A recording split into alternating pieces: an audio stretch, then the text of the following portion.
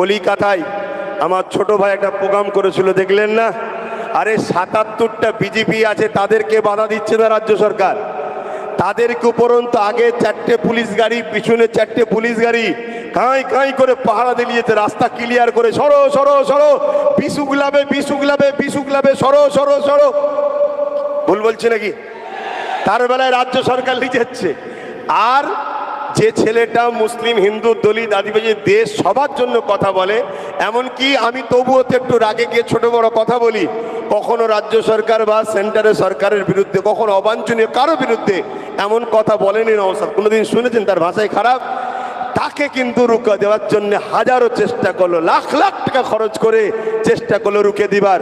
তবে আমি খুশি হয়েছি, আর আহলে সুন্নাত ওয়াল জামাতের ছেলেদেরকে বলবো, তোমরাও শেখো, মন খারাপ করো না।